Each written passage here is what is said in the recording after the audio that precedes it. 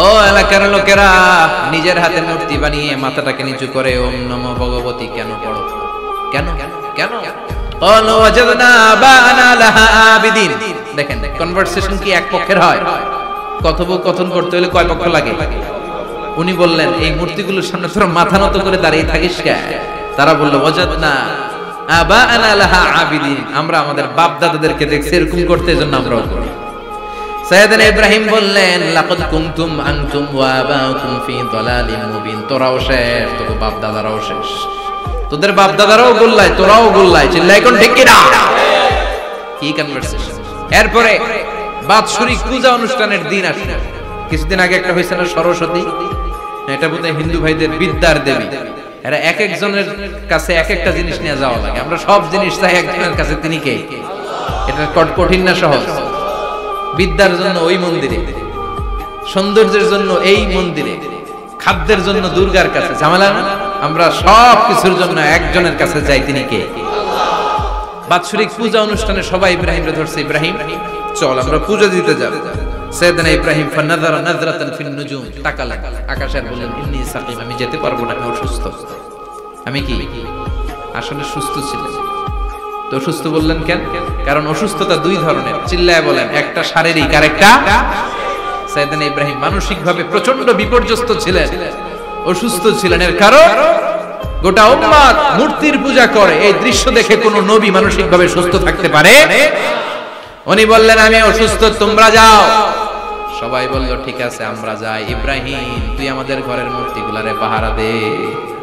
মূর্তি পাহারাদার একজন ভালো লোক পাওয়া গেছে, মূর্তি পাহারা দেওয়ার জন্য ভালো একজন পাহারাদার পাওয়া গেছে। নাম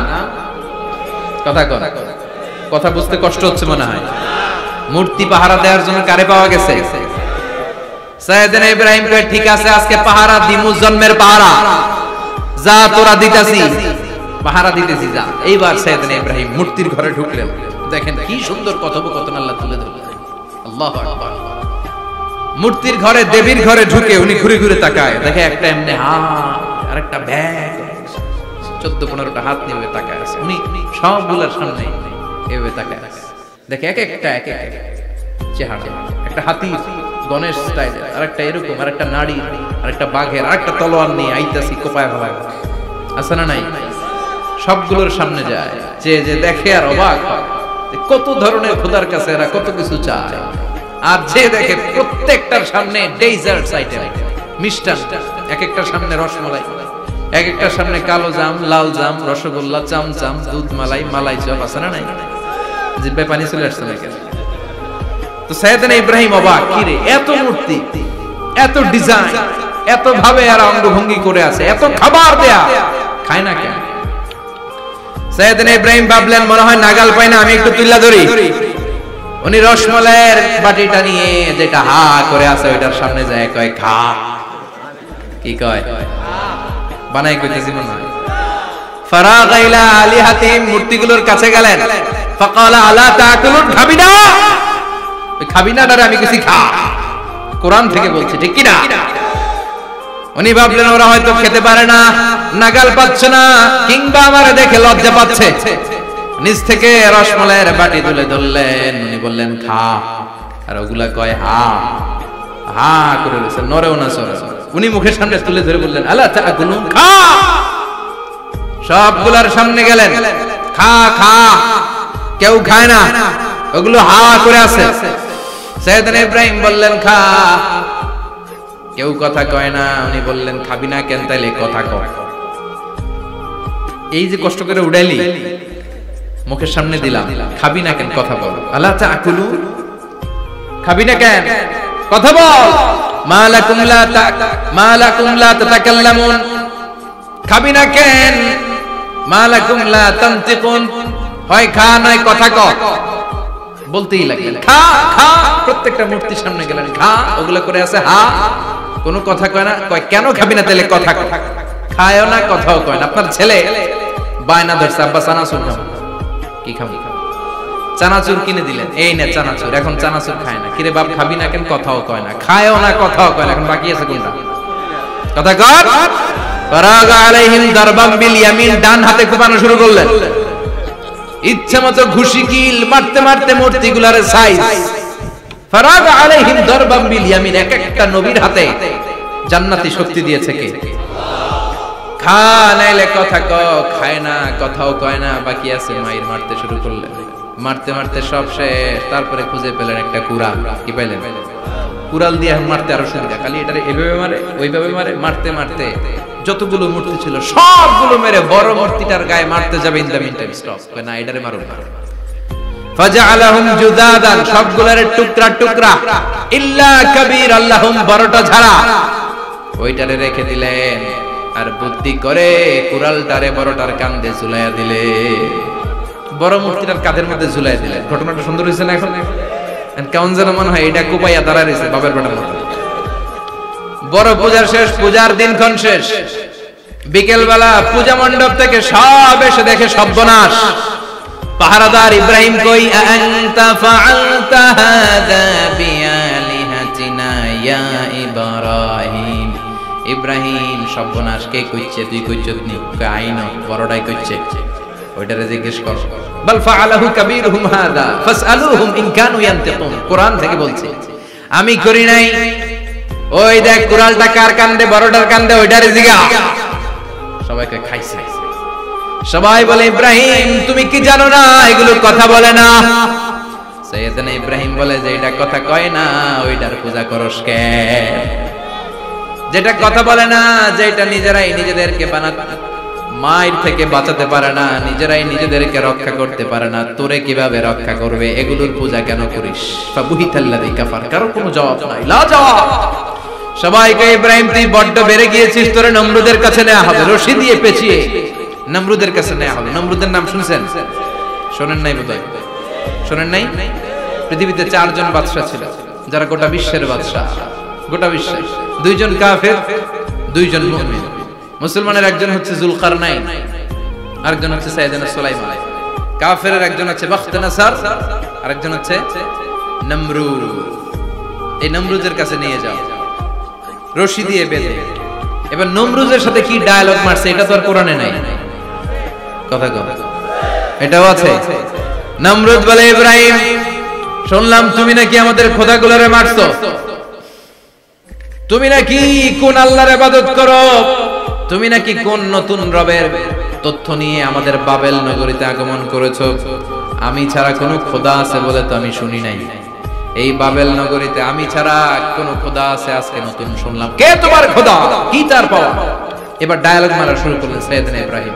সাইয়েদনা ইব্রাহিম বললেন, রব্বি আল্লাযী ইউহয়ী ওয়া ইউমীত, আমার রব এমন রব যিনি জীবন দেয় আবার মরণও দেয়। প্রথমটারে দিলাম মরণ, পরেরটারে দিলাম জীবন। তোমার রব যেরকম করে জীবন দেয় আর মৃত্যু দেয়, আমিও জীবন দেই, আমিও মৃত্যু দেই। চিল্লায় পড়েন নাউযুবিল্লাহ। সাইয়েদনা ইব্রাহিম বিপদে পড়ে গেলেন। তাই তো, আসলেই তো প্রথম লোকটারে মৃত্যু দিল, দেয় নাই? কথা কন, ছুরি মেরে রক্ত বের করে ওর মৃত্যু দেয় নাই? পরের লোকটারও একই ভাবে মৃত্যু দিতে যে সেখান থেকে বাঁচিয়ে জীবন দিল। ভেজাল আছে না নাই? এবার সাইয়েদনা ইব্রাহিম বলে, ফাইন্নাল্লাহা ইয়াতি বিশ-শামসি মিনাল মাশরিকি ফাআতি বিহা মিনাল মাগরিবি ফাবুহিতাল্লাযী কাফার। সাইয়েদনা ইব্রাহিম বললেন, বুঝলাম তুমি আমার আল্লাহর মতো জীবন দাও, বুঝলাম তুমি আমার আল্লাহর মতো মরণ দাও, কিন্তু নমরুদ খেয়াল করে শোনো, আমার আল্লাহ প্রতিদিন সকাল বেলায় পূব আকাশ থেকে জল জলে সূর্যটা উঠায়। তোমার যদি এরকম কোন ক্ষমতা থাকে, তুমি আগামীকাল সকাল থেকে পূর্ব দিক থেকে সূর্য না উঠিয়ে পশ্চিম দিক থেকে সূর্যটা উঠাও। ফাবুহিতাল্লাযী কাফার। এবার ধরা গেছে, এবার জায়গার মধ্যে ধরা, একেবারে স্টপ, লা জবাব। নমরুদের মুখে কোনো জবাব নাই। এবার নমরুদের মেজাজ নরম নাকি গরম? কথা কয়। গরম মেজাজ নিয়ে কয়, হাররিকু, এটারে আগুনে জ্বালা, এটারে আগুনে ফেল। নমরুদ বুঝে নাই যে আগুনের মালিক কে। বিশাল আগুনের কুণ্ডলি পাকিয়ে সাইয়েদনা ইব্রাহিমকে আগুনের মধ্যে ফেলে দেয়া হলো। হাতের মধ্যে রশি, পায়ের মধ্যে রশি, সারা দেহের মধ্যে রশি পেঁচিয়ে আগুনের কুণ্ডলিতে ফেলে দেয়া হলো। মুহূর্তের মধ্যে আগুনের প্রজ্বলন শক্তি ওই রশিগুলোকে জ্বালিয়ে পুড়িয়ে সারখার করে দেয়, কিন্তু সাইয়েদনা ইব্রাহিমের দেহের একটা পশমও জ্বালায় না। যে রশি দিয়ে টাইট করে পাচ্ছে ওনার দেহের সাথে লাগানো টাচ করা রশি, ওই রশি জ্বলে যায়, কিন্তু সাইয়েদনা ইব্রাহিমের পশম জ্বলে না। চিল্লায় পড়েন আল্লাহু আকবার। আজ যদি তোমাদের মাঝে কেউ ইব্রাহিমের মতো ঈমান আনিতে পারো, অগ্নিকেও পুষ্প বলে পরিণত করিতে পারো, ঠিক কি না? মুসার মতো ঈমান হলে রাস্তা হবে সাগর জলে, ইউসুফের মতো ঈমান হলে একে একে দরজা খোলে। সাইয়েদনা ইব্রাহিমের মতো ঈমান যদি আজ থাকে বিদ্যমান, অগ্নিকুণ্ডে দেখতে পাবে খুবসুরতে ফুলবাগান, ঠিক কি না? ওই ঈমানটা দরকার। ওই ঈমান যদি ঈমানের মতো হয়, আগুনের কুণ্ডুলকে ফুলবাগান বানিয়ে দিবে কে? সাইয়েদনা ইব্রাহিম বসে রইলেন, নমরুদ কয় আরো আগুন জ্বালা, এলাকার বড় বড় গাছগুলো তক্তাগুলো কেটে আগুনের কুণ্ডলিতে ফেল। তক্তা লাকড়িগুলো আগুনের কুণ্ডলিতে ফেলা মাত্র দাউ দাউ করে লাকড়িগুলোকে তক্তাগুলোকে আগুন জ্বালিয়ে দেয়, কিন্তু সাইয়েদনা ইব্রাহিমকে জ্বালায় না। সুবহানাল্লাহ। আগুনের মালিক কে? ওই আল্লাহ আজও আছে না নাই? তিনি আগুনটা অর্ডার করলেন, সৃষ্টির শুরু থেকে তোকে একটা ধর্ম দিয়েছি, সব জ্বালিয়ে দেয়া, পুড়িয়ে দেয়া, আজকে কয়েকদিনের জন্য তোর ধর্মটাকে আমি স্টপ করে দিলাম। চিল্লায় পড়েন আল্লাহু আকবার। কুলনা ইয়া নারু কুনি বারদান ওয়া সালামান আলা ইব্রাহিম। আল্লাহ বললেন আগুন খবরদার, আমার ইব্রাহিমের গায়ের যেন পশম না পুড়ে যায়, কারণ ইব্রাহিমের সন্তান হবে ইসমাইল, আর ওই ইসমাইলের বংশে আমি পাঠাবো আখিরি জামানার পয়গম্বর। ইব্রাহিমের জন্য কিছু না হয়, কোন ইবারদার ঠান্ডা হয়ে যায়, কি হয়ে যায়, কিন্তু এত বেশি ঠান্ডা হবি না যাতে ইব্রাহিমের সর্দি না লেগে যায়। সুবহানাল্লাহ। আগুন বলে আপনি বললেন কোন ইবারদার ঠান্ডা হ, আবার কোন এত ঠান্ডা হবি না যাতে সর্দি না লাগে, কেমন ঠান্ডা হবো? আল্লাহ বললেন সালামান আলা ইব্রাহিম, সালাম হয়ে যা, শান্তির গুলবাগিচা হয়ে যা, এয়ার কন্ডিশন নাতিশীতোষ্ণ হয়ে যা। চিল্লায় পড়েন আল্লাহু আকবার। 40 দিন ছিলেন এই আগুনের কুণ্ডলিতে, কিচ্ছু হয় না। সুবহানাল্লাহ পড়বেন না? শেষ জীবনে উনি ওনার নাতিপুতিদের সাথে গল্পের সময় বলতেন যে আমার জীবনে সবচেয়ে আরামদায়ক সময় কাটিয়েছি আমি ইব্রাহিমের আগুনের, নমরুদের আগুনের কুণ্ডলির ভেতরে থেকে। চিল্লায় পড়েন সুবহানাল্লাহ। তার মানে পুরো আগুনের কুণ্ডলির এই গুলবাগিচা বানিয়ে দিয়েছে কে? ওনার জীবনের শ্রেষ্ঠ সময় নাকি এটা, সবচেয়ে আরামসে নাকি কাটিয়েছে এই আগুনের কুণ্ডলির ভেতরে। চিল্লায় পড়েন আল্লাহু আকবার। এবার আল্লাহ ডেকে বলেন নমরুদ অনেক হয়েছে, আর না, অনেক চান্স তোমারে দিছি আমি, অনেক ছাড় দিছি, মাগার ছেড়ে দিব না। আল্লাহ কি দেয়? ছাড় দেয়, ছেড়ে দেয় না। মনে থাকবে? চিল্লায় বলেন তো আল্লাহ কি দেয়? কি দেয় না? নমরুদরে এতক্ষণ ধরে কি দিছে, কিন্তু কি আল্লাহ ছেড়ে দিবে? কথা বলেন। আল্লাহ বলে তোরে মারতে আমার কামান লাগবে না, গোলা লাগবে না, ফেরেশতা লাগবে না, তলোয়ার লাগবে না, নমরুদ তোরে মারবো আমি ল্যাংড়া মশা দিয়া। ফাআরসালাল্লাহু তাআলা বাউদা, আল বাউদাতু জুনদুম মিন জুনুদিল্লাহ। এই মশাগুলো আল্লাহর সৈনিক। কথা কর, এই মাছিগুলো আল্লাহর সৈনিক, এই সাপ আর ব্যাঙগুলো আল্লাহর সৈনিক, এই বাতাস আল্লাহর সৈনিক, এই মাটি আল্লাহর সৈনিক। মাটি যদি কাঁপাকাঁপি শুরু করে বসে থাকা যাবে? কথা কন। ভূমিকম্প হইলে সব দৌড়াদৌড়ি আছে না নাই? আগুন লাগলে দুর্ঘটনা আছে না নাই? বাতাস যদি 70 থেকে 80 কিলোমিটার বেগে ছুটে আসে দুর্ঘটনা আছে না নাই? ফারসালাল্লাহু বাউদা, আল্লাহ একটা ল্যাংড়া মশা পাঠালেন। এই ল্যাংড়া মশা নাকের ভিতর দিয়ে ঢুকে মস্তিষ্কের মাঝখানে যে কামড়াতে শুরু করেছে। মশার কামড় খাইছেন না আপনারা? শীতকালে যখন আমরা কম্বল মোড়া দিয়ে ঘুমাই, কানের সামনে যখন পন পন শুরু করে কেমন লাগে? কি বিরক্তি লাগে না? আবার ছেড়ে ছেড়ে আবার শুই, আবার পন পন। তো পন পনের আওয়াজই আমাকে সহ্য হয় না। ওই মশা নাকি দিয়ে ঢুকে দিকে কামড়া, ওই বেড়ার কেমন লাগে? কথা কন। নাকের ভিতর দিয়ে মশা ঢুকে ভিতরে কুট কুট কুট কুট করে কামড় মারে। এই কামড় খাইয়া নমরুদ এবার নাচানাচি শুরু করছে। I M A disco dancer. Or dance দেখে সবাই হাসে, একেবারে I M A disco dancer. Or dance দেখে সবাই অবাক, ঘটনা কি? খোদাই লাফায় কে? এতদিন ধরে সবাই নমরুদের পূজা করতো আর বলতো নমরুদ সবচেয়ে বড় খোদা, নমরুদ সবচেয়ে। এখন খোদা কি করে? ড্যান্স দেয়। চিল্লা এখন কি দেয়? এবার নমরুদ বাঁচার জন্য মাথার মধ্যে আঘাত করে, কিন্তু মশা বের হয় না। চিল্লায় আওয়াজ করে উত্তরে বলেন, মশা ঢুকছে কার অর্ডারে? এই মশা বেরোবেও কার অর্ডারে? মাথার মধ্যে আঘাত করে ঘুষি মারে, কিল মারে, কিন্তু মশা বের হয় না। এবার আশেপাশের যারা আছে খাদেম খুদ্দাম কয়, তোরাও ঘুষি মার। খাদেম খুদ্দাম মনে মনে কয়, আজীবন অনেক মারছস, আজকে আমরা মারুম। সুযোগ পায়া কিলের উপর কিল আর ঘুষি। আজীবন অনেক কাজ করাইছিস আমাদেরকে দিয়ে, অনেক জুলুম করেছিস, আজকে সুযোগ পেয়েছে মতো মাইরা লই। খাদেম খুদ্দাম ওরাও কিল ঘুষি। ঘুষাইতে ঘুষাইতে চেহারার মানচিত্র পাল্টাই দিছে, মাগার মশা বের হয় না। এই মশা ঢুকছে কারা দেশে? কথা কর। এই মশাটা যদি বেরোতে হয়, অর্ডার লাগবে একজনের। চিৎকার করে বলেন, তিনি কে? নিজেও মারে, বের হয় না। খাদেম খুদ্দামরা মাথার মধ্যে কিল ঘুষি মারে, বের হয় না। নমরুদ কয়, এবার আমারে জুতা মার। কি মার? আমরা পরি প্লাস্টিকের জুতা, বাটার জুতা, অ্যাপেক্সের জুতা। আগে পড়তো খরমের জুতা। খরমের জুতা বানাই কি দিয়া? কথা কয়।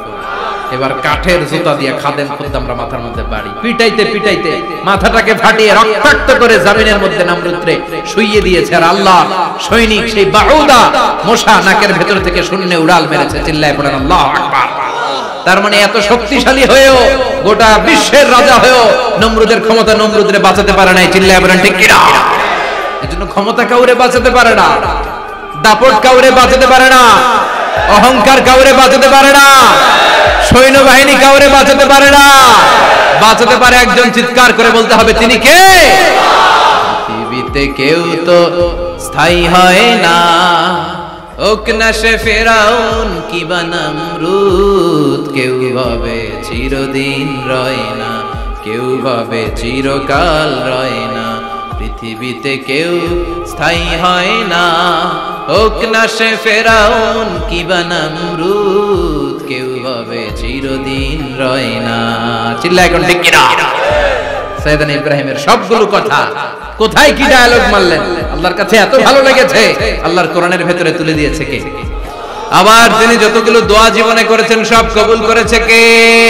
তিনি দোয়া করলেন, রাব্বি জাআলনি মুকিমাস সালাতি ওয়া মিন যুররিয়্যাতি রাব্বানা ওয়া তাকাব্বাল দুআ। হে নামাজি, আমার ঘরে নামাজ পড়ো আজ, দিলে মে তোমার চরণ তলে হৃদয় যায় নামাজ। হে নামাজি, আমার ঘরে নামাজ পড়ো আজ, দিলে মে তোমার চরণ তলে হৃদয় যায় নামাজ। আল্লাহু আকবার পড়েন। তিনি দোয়া করলেন, আল্লাহ রাব্বি জাআলনি মুকিমাস সালাহ। আল্লাহ আপনি আমার নামাজ কায়েমকারী বানান। কি কায়েমকারী? তার মানে নামাজ পড়লে সবাই মিলে পড়তে হবে, ঠিক কি না? নামাজ কায়েমকারী বানান। আমার সন্তান ইসমাইলের নামাজ কায়েমকারী বানান। আমার দোয়াটা কবুল করেন। কবুল করে নিল কে? আবার বললেন, আল্লাহ মক্কার নিরাপদ বানান। কবুল করলো কে? আবার বললেন, ওয়াবা'আস ফীহিম রাসূলা। আল্লাহ এই শহরে একজন নবী পাঠান। কবুল করলো কে? যত দোয়া করছে সব কবুল করে নিল কে? এজন্য সাইয়েদনা ইব্রাহিমের জীবনী থেকে কি কি শিক্ষা গুনতে শুরু করেন? নাম্বার 1, আল জিহাদু দিদ্দা শিরক। ওনার জীবন থেকে প্রথম শিক্ষা হচ্ছে শিরকের বিরুদ্ধে জিহাদ। মুমিনের জীবনে জিহাদ চলবে কিসের বিরুদ্ধে? উনি মূর্তির সাথে আপোষ করে নাই, গাছের সাথে আপোষ করে নাই, মাছের সাথে আপোষ করে নাই, ধ্রুব তারা, চাঁদ, সূর্যের সাথে আপোষ করে নাই। উনি এক আল্লাহকে খুঁজে পেয়েছে। চিল্লায় বলেন ঠিক কি না? আল্লাহ সব গুনাহ ক্ষমা করে, শিরকের গুনাহ ক্ষমা করে। 2 নাম্বার শিক্ষা হচ্ছে সত্যকে অন্বেষণ করতে হবে। ওইটা আমার বাবার বিরুদ্ধে যাক, ওইটা আমার দাদার বিরুদ্ধে যাক, ওইটা আমার দলের বিরুদ্ধে যাক, ওইটা আমার মতের বিরুদ্ধে যাক, সত্য যেখানে আমিও সেখানে। চিল্লায় এখন ঠিক কি না? এটা হচ্ছে সাইয়েদনা ইব্রাহিম আলাইহিস সালামের ঈমান স্পিরিট। শিরকের বিরুদ্ধে মুমিন জিহাদ করবে। সত্য যেখানে আছে মুমিন তালাশ করে সেটাকে ছিনিয়ে আনবে। সাইয়েদনা ইব্রাহিমের জীবনী থেকে 3 নাম্বার শিক্ষা হচ্ছে ভিশনারি অ্যাটিটিউডের হতে হবে মুমিনের। আমরা খালি 10 বছরের হিসাব করি, 20 বছর, 50 বছর। ইহুদিরা হিসাব করে 200 বছর। কোন কাজ করার আগে 200 বছর পরে কি হইতে পারে ওইটা হিসাব করে। সাইয়েদনা ইব্রাহিম এরকম ভিশনারি ছিলেন, এজন্য দোয়া করেছেন রব্বানা ওয়াবআস ফীহিম রাসূলা। আল্লাহ যদিও ধুধু প্রান্ত জনমানব হীন একটা এলাকা, আপনি এলাকায় এমন একজন নবী পাঠান যেই নবীর আঁচলের নিচে গোটা বিশ্বটা একত্রিত হয়ে যাবে। কবুল করলেন কে? কি ভিশন দেখছেন, কি ভিশনারি অ্যাটিটিউড। তিনি তখন থেকেই বিশ্বনবীকে দেখতে পেয়েছেন। এজন্য ভিশনারি অ্যাটিটিউডের হন, স্বপ্নবাজ হন। স্বপ্ন সেটা না যেটা মানুষ ঘুমিয়ে ঘুমিয়ে দেখে, স্বপ্ন সেটা যেটা অর্জনের আকাঙ্ক্ষা মানুষকে ঘুমাতে দেয় না। এটা ছিলেন সাইয়েদনা ইব্রাহিম, ভিশনারি অ্যাটিটিউডের ছিলেন। 4 নাম্বার শিক্ষা, যোগ্য প্রজন্ম তৈরি করে যাওয়া। উনি কি প্রজন্ম তৈরি করছে দেখেন। প্রথম ছেলে ইসমাইল, দ্বিতীয় ছেলে ইসহাক। ইসহাকের চ্যানেলে বনি ইসরাইলের সব নবীরা আসলো, আর এই চ্যানেলে বিশ্ব নবী আসলো। তার মানে বাপ কা বেটা সিপাহী কা ঘোড়া। প্রজন্ম তৈরির দরকার আছে না নাই? শিরকের বিরুদ্ধে লড়াইয়ের দরকার আছে না নাই? আর নবীদেরকে মডেল হিসেবে মানার দরকার আছে না নাই? আমাদের মডেল কি কবিরা না নবীরা? নায়করা না নবীরা? নেতা নেত্রীরা না নবীরা? আমরা যেন নবীদেরকে মডেল হিসেবে মেনে জান্নাতে উপযুক্ত হতে পারে। আল্লাহ তুমি তৌফিক দান করো। আরো জোরে পড়ি আমিন। যতগুলো কথা বলেছি কোরআন সুন্নাহর আলোকে বলেছি, বানিয়ে কিছু বলি নাই। তারপরেও আমার মনের অজান্তে